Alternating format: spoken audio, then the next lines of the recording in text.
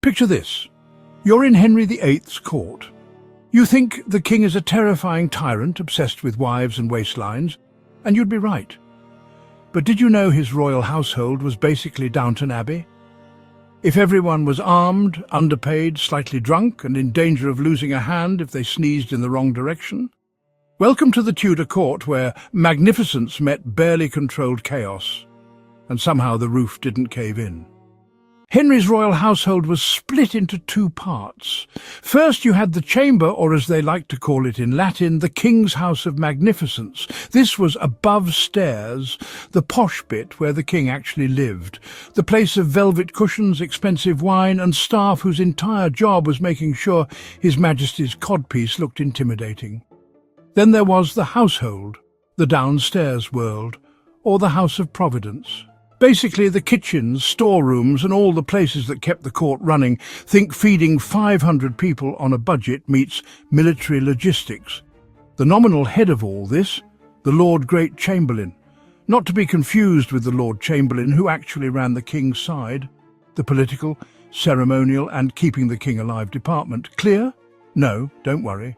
Half the court didn't know who was in charge either. The top dogs were known as the White Sticks, because they literally carried white wands to show they worked directly for the king. You had the Lord Chamberlain, the Lord Steward, the Master of the Horse, and a few others. Between them, they commanded hundreds of staff, from noble-born gentlemen to the guy making the king's puddings. Speaking of which, Mrs. Cornwallis, yes, that was her actual name, made puddings so good Henry gave her a house. Let that sink in. Most courtiers were lucky to get a smile.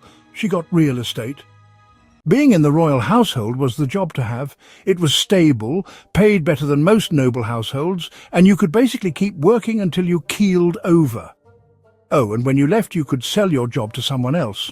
Totally illegal, completely normal.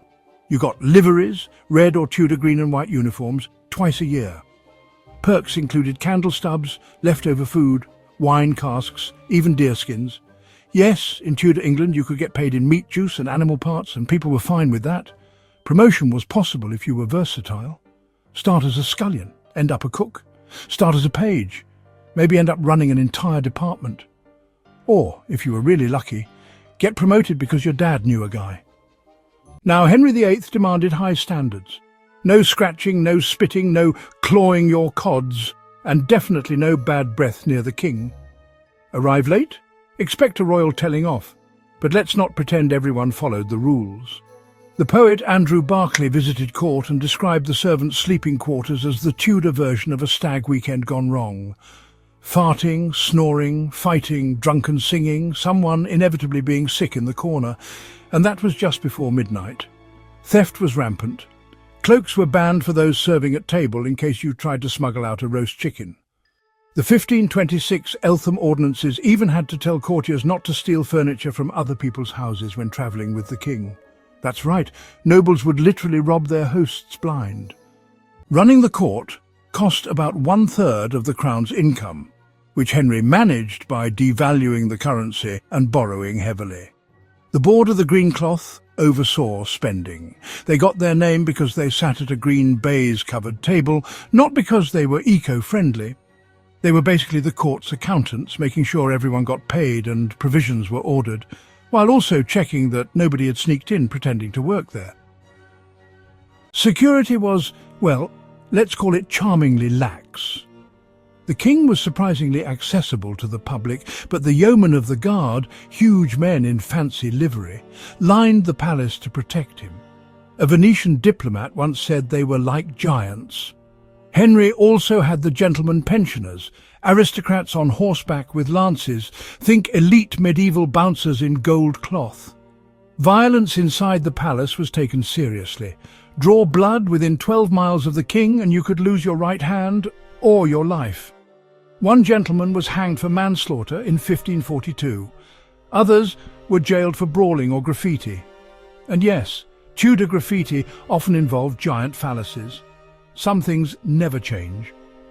For all its politics, filth and chaos, the household was a place where the king actually knew many of his staff. He played cards with his sergeant of the cellar. He took servants with him to war. And despite all the pomp, perquisites and politics at its heart, it was a giant, messy, functioning family with a dangerously temperamental dad at the head of the table. So, viewer, what did we learn today? That Henry VIII's household was less refined royal splendour and more the world's most dangerous office party that never ended.